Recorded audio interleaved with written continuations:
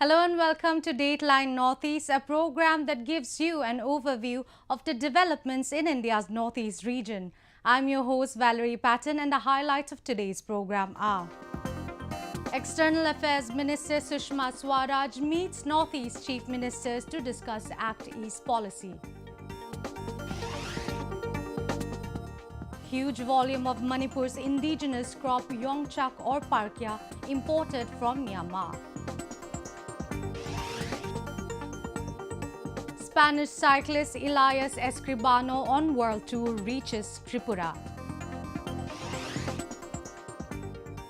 And golf tournament held in Shillong to boost sporting spirit among young players.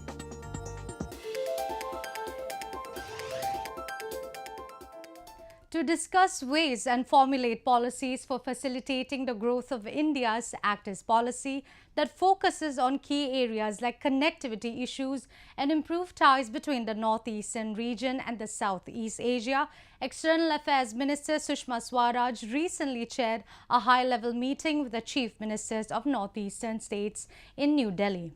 We have a report. We created the Act East policy. As pointed out by Prime Minister Narendra Modi, Northeast is at the heart of Act East policy for connecting Southeast Asia and building trade and people-to-people connect with the neighbouring Southeast Asian countries.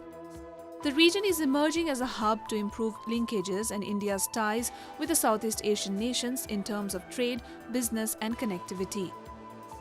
To facilitate the role of India's Northeast in actualizing the Act East policy and to discuss issues like connectivity within the region, improved infrastructure, links between the region and Southeast Asia, etc., External Affairs Minister Sushma Swaraj chaired a high-level meeting with the representatives of 8 Northeastern states in New Delhi.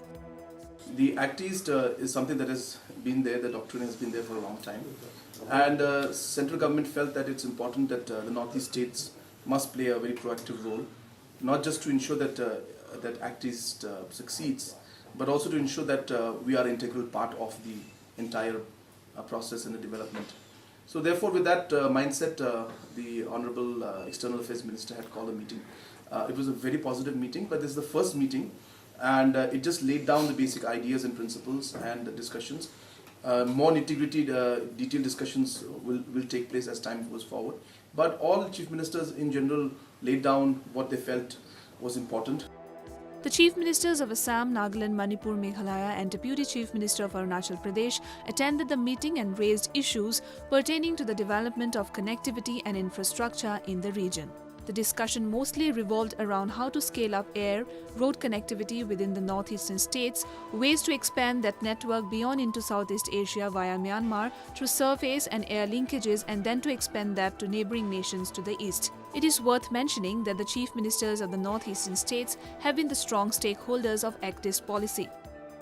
Particularly, I convey and I put up the importance of the More, because it is the only corridor, only way we connect to the rest of the Southeast Asia countries. And I propose to the ministry to adopt, to have the facility of this visa on arrival, number one. Number two, bus connectivity with Myanmar. And number three, free trade has to be resumed again. The External Affairs Minister also stressed on building infrastructure and pushing development work in the states and the international borders with a view to enhancing trade, investment, tourism and people-to-people ties.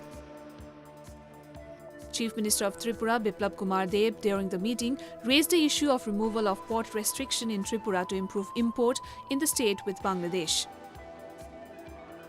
During the interactive session, Assam Chief Minister Sarbananda Sonowal also urged the Ministry of External Affairs to contribute an amount of ₹100 crore from ASEAN India Fund for viability gap funding to start flights from Guwahati to Singapore, Dhaka, Bangkok, etc. in addition to the ₹100 crore committed by Assam government for the purpose. The meeting was a first of its kind where the integration of views of the stakeholders of Northeast on Act East policy was involved for policy making of betterment and advancement of growth of India's most sought-after Act East policy. Farming is one of the major occupations in the state of Manipur, as the region is home to rich biodiversity. However, in recent times, due to the excessive use of chemicals and pesticide, cropping system has taken a toll in the region, leading to massive slide in production. And one such crop which has seen a decline is the local yongchak, also known as Parkia, which is now exceedingly being imported from neighboring Myanmar to meet consumer demands. Apart from the staple food like rice and other pulses, Manipur grows many indigenous crops, and mostly people in the state practice farming for sustainable livelihood.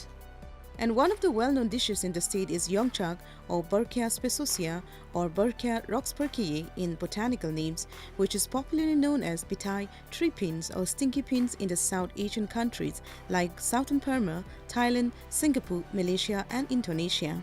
These long, flat and bright green pins are mostly found abundantly in Senapati and Tamenglong districts of the state. And yongchak is fondly known by the people as one special dish because of its tender texture and pungent taste when mixed with chili and fermented fish, locally known as ngari.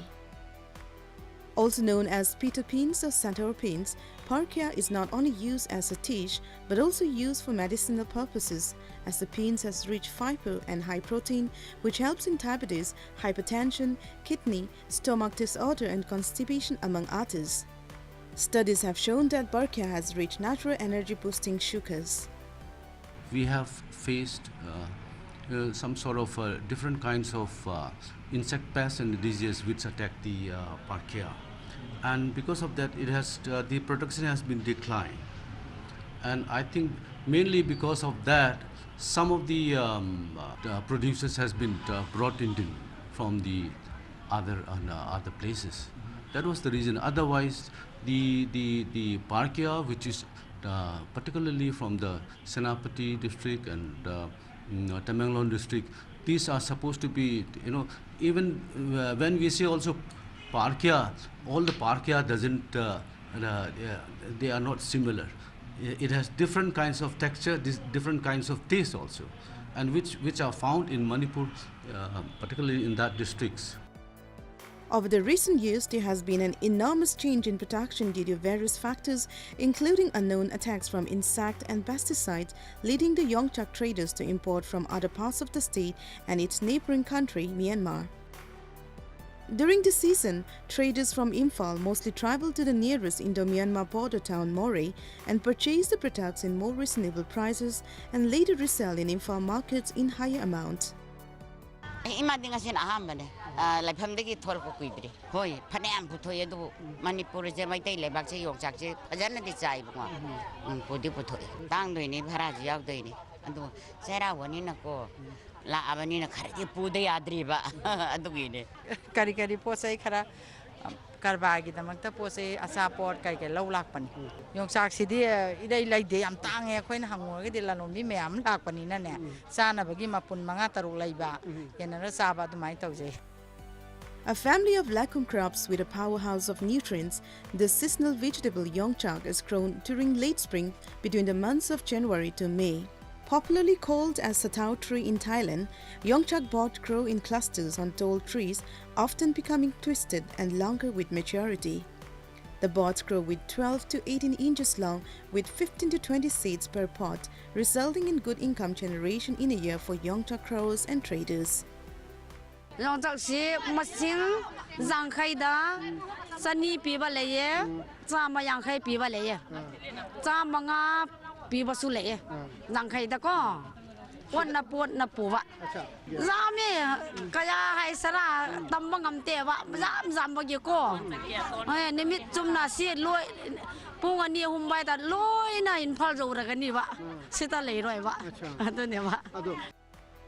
Concerned over the deep decline of the many indigenous crops, especially yongchak, the state government is on a mission to study and identify the causes, and accordingly, the government has allocated Rs 1.75 crore to study the local crops. Since most of the areas in the state have got highly suitable soil for planting the tree pins or yongchak, with proper awareness and policy on yongchak farming can replace the conventional farming like shifting cultivation and generate better income. Setting an exemplary note on achieving things in life if one puts soul and mind together, Spanish cyclist Elias Escribano is on a world tour by bicycle with an aim to spread the message of live your dreams. Recently, after crossing 27 nations and covering a distance of 25,000 kilometers on his 22-month-long journey, Elias touched upon India from Pakistan and went on to reach the northeast states. The Spanish cyclist is on a mission to pedal across 40 nations, covering 40,000 kilometers by land and sea in another 1.5 years' time. With extreme endurance, motivation and enthusiasm, Spanish cyclist Elias Escribano is living his life to the fullest and touring across the globe on a bicycle without entourage. Elias took off the journey on his bicycle to reach the diametrically opposite point from his hometown Arancia, Spain to New Zealand. The Spanish cyclist embarked his journey on 10 July 2016 with an aim to spread the message of live your dreams and also to meet people from across the globe and learn new culture and its traditions. Elias reached India from neighboring country Pakistan through Wakha border. During his visit to India, the lone traveler toured in 11 northern states including Jammu and Kashmir, Himachal Pradesh, Bihar, West Bengal and northeastern states of Sikkim, Meghalaya and Tripura. Elias was impressed with the rich heritage of the country and acknowledged his stay in India as one of his best memories during his world journey. Definitely I wanted to cover as well this northeast of India. So from West Bengal I went to Sikkim.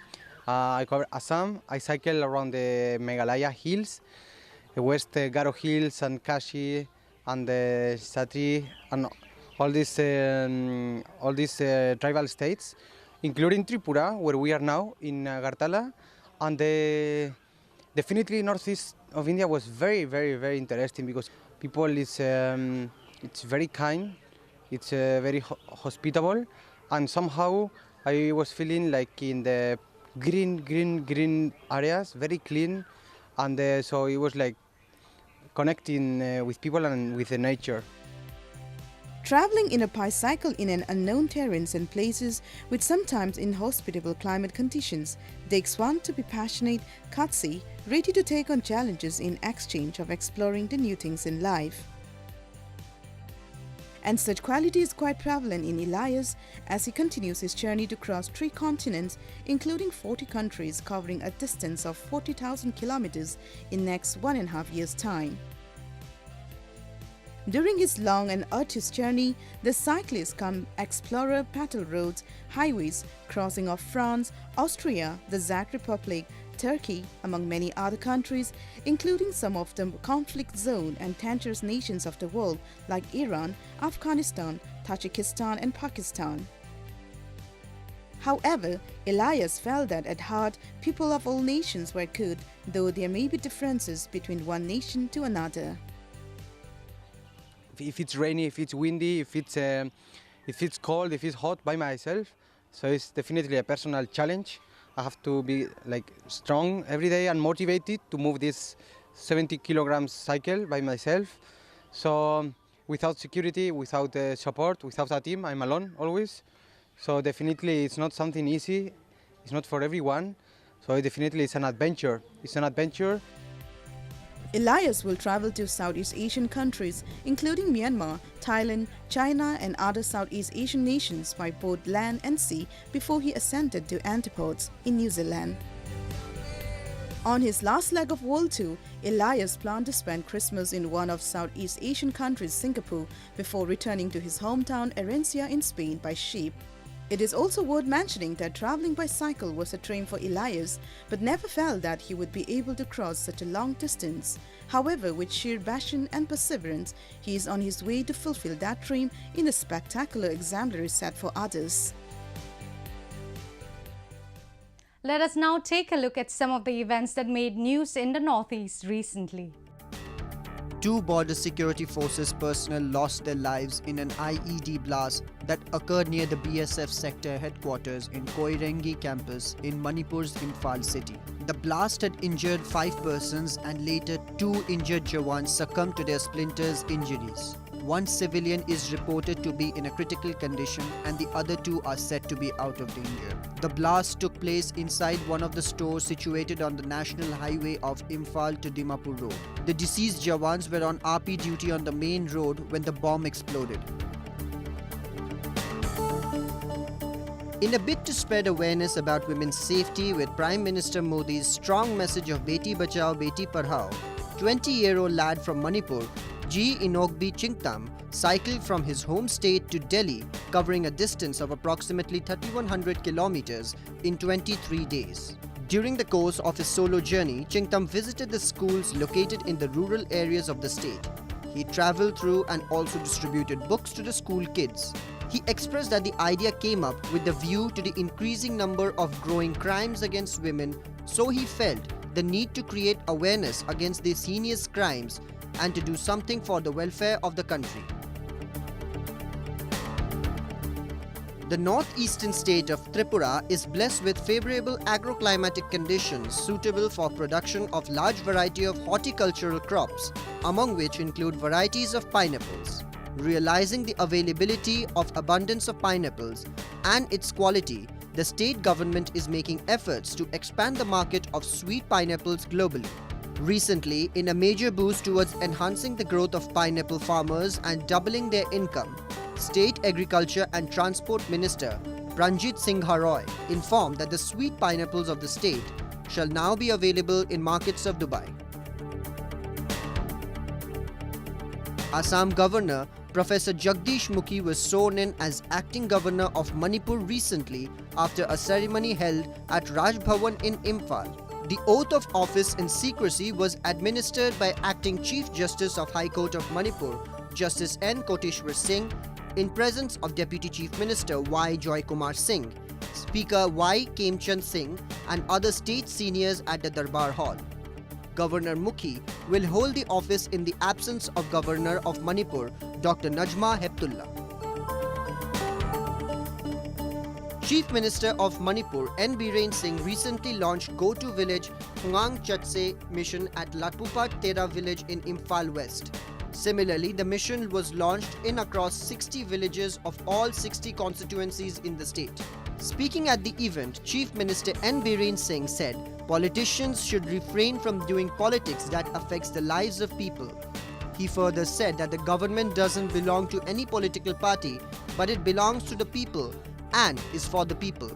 On the occasion, the Chief Minister also distributed welfare assistance to the beneficiaries under various departments such as construction of individual household toilets, soil health cards, paddy seeds, weaver cards, sewing machines, CMST checks, ULBs for implementation of PMAY urban, etc. Chief Minister of Tripura, Biplab Kumar Dev, along with his team of ministers, visited the hailstorm-affected areas which had lashed several parts of the state. Hundreds of houses in Chanmari, in the outskirts of the capital Agartala, were severely damaged because of the hailstorms, forcing many residents to take shelter in nearby schools. While interacted to the affected families, the Chief Minister assured them to provide financial assistance, food, water, and medical aid. Meanwhile, the affected people were given Rs 5,000 in advance. People whose houses were completely damaged due to the storm were given Rs 95,000 each. Under the Pradhan Mantri Kaushal Vikas Yojana, various skill development programs have been initiated and youths are being given industry-based training for better livelihood. Noting another example under a similar program, 50 youths of the remotest area in Manipur were provided with a month-long training on garment making and usages of machineries. The project was organized by Manipur Creations, a garment manufacturer, and CML Tata Trust had provided skill development training under the initiative started by the Deputy Commissioner of Tamenglong District, Armstrong Pame. In a move to open doors for better opportunities and uplift the lives of people, especially the youth in remote areas, many skill development schemes and programs have been launched by the centre and state governments like Pradhan Mantri Kaushal Vikas Yojana, National Skill Development Mission, Skill Development and Entrepreneurship, and National Skill Development Corporation India, to name a few. Similarly, Manipur Creations, a garments manufacturer in Manipur, in collaboration with CML Tata Trust and Tamenglong District Administration, conducted a 35-long training program. The training included garments making, stitching and use of machineries for the youths of Tamenglong District, which is situated on the Indo-Myanmar border at its branch office, Trisi Takil Industrial Estate in Imphal. Out of 300, only 50 applicants, mostly women from the remotest areas of the district, were selected for the month-long training program on skill development so that the trainees were able to improve their livelihood through self-employment. The trainees consisted of widows, orphans from financially weak family backgrounds, and also trainees who were already trained but were unable to execute the work due to lack of machineries and equipments. This program is basically about the socio-economic development, and when we planned about this program, we studied almost all the part of Manipur, and we have selected Tamenglong as a first priority because it is the most underdeveloped region in Manipur. In fact, it is quite lucky that our program has been funded by CML Tata Trust, and we hope that this will grow much more and it can be expanded to other regions too. With an aim to give a ray of hope for self-sustenance, the trainees underwent an intensive training from 8 a.m. to 5 p.m. and were giving trainings on various stitching methods, including knitting, cutting clothes, sewing, designing, etc. The trainees were also given free lodging and food during the training period. Apart from certified Manipur Creations employees, on completion of the training, the young trainees were provided with a motorized sewing machine along with a solar power set, solar plate, inverter and 3 LED bulbs for free, which was sponsored by CML Tata Trust. Yumdasu tabak tauningai laitamnina apang ba dum suraga leiringai da akhoi DC ga si Manipur Creation ga CML Tata Trust na tauraga akhoi gi sigumba akhoi gi yam wana leiba akhoi gi yam lai na leiba akhoi gi damakta sigumba program pulak se yam na nungai. In order to execute the work post training, Manipur Creations has set up an outlet in the Tamenglong district headquarters so that the trained workers can collect input materials and submit finished products on a weekly basis from the outlet. Many of the enthusiast trainees hope to continue in the fields of art for better livelihood and promote the entrepreneurship in their region through various platforms. Government also negligent waiba jaga tausem khwaidagi remotest waiba subdivision amadagi ai lakpani ado akhoi romdadi machine su leitabnina se ubada akhoida yamna pakhalle maramda aduga akhoi gi damakta yamna onnatenaba su yamna thengnei. The skill development trainings will not only bring a change in their lifestyle but create an employment opportunity for youths of the areas and improve the socio-economic situation of the society. Since its inception in 2013 under Make in Manipur, Manipur Creations have been initiating various skill training programs and have given wings to the destitute section of the society. The company manufactures garments such as kurti, tops, blouse and kurta, among others, and it has 6 outlets in various districts. Setting a fine example of never-dying sporting spirit, youngsters from across the Northeast region showcased their skills in the recently concluded Milky Moo Junior Level Golf Tournament. It acted as a platform for budding players to put their talent on display and help them nurture their qualities. Let's have a look. Youths of the Northeast region are heavily inclined towards sports, and over the years, the youth of the region have set milestones in the field of sports by bringing laurels to the nation in various sports activities. The same sporting spirit was seen among the young golfers in the northeastern state of Meghalaya's Shillong city, where the most exciting IGO East Zone Feeder Sub-Junior Golf Tournament was held recently. Thick and thin shots by these young golfers made the tournament worth watching and kept the spirit of the cutthroat performance amongst them. Around 15 participants from Meghalaya and other states took part in the tournament. The tournament was organized by Shillong Club Limited Golf Section, in collaboration with Meghalaya Golf Promoters Society (MGPS), who have been instrumental in promoting golf in the state. This year we started with Jamshedpur. 2 events concluded, and this is the 3rd event at Shillong. Last year we came first time to Shillong with this junior tour, and basically the motto of the event is here to bring junior golfer and promote junior golf in this state and this area. So the golf is growing, the event is growing, and we all are delighted, and all the participants had enjoyed the round. The tournament acted as a platform for these young players to showcase their talent and also to promote golf as one of the sought-after sports activity among the local players. Shillong Golf Club in the northeastern state of Meghalaya holds immense significance in the tourism sector of the state and has contributed largely to bring tourists from nooks and corners of the country. More popularly known as the Gleneagle of the East, the Shillong Golf Course has always been the go-to destination for golf lovers since time immemorial. Engulfed in the lap of nature's scenic beauty, the golf area is covered with rhododendron trees, and it houses to several species of flora and fauna. As golf in India is growing, youths, especially from the northeast, are trying to make a professional career out of the sport. I feel very happy to be at this position, and it was a great course, a great experience out here in Shillong. It is noteworthy that during the championship, each player showcased their best striking skill in the golf arena. Among the players, local lad Kevin Karim claimed victory in the Milky Moo Championship IGU East Zone Feeder and Sub-Junior Tournament. Whereas another participant Shubham took the second place with Lakshya in the third, but both of them went into a playoff with Rakshik for Category B Championship. Rakshik duly took claim of the same, with Shubham and Lakshya winning the runners-up and the second runners-up trophies. Category C was won by Guwahati's Maitreya Milan Saikia, who scripted a one-stroke win over local lad Mohit Balasubramaniam. Ahan Gupta was placed at third, a further by 4 strokes against Rishi Biswas.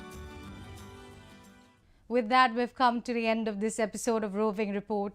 Do connect with us through our Facebook page and follow us on Twitter at @AnyIndia_ANI. You can also subscribe to our YouTube channel to get latest news updates from the Northeast. I'm your host Valerie Patton signing off. Goodbye and take care.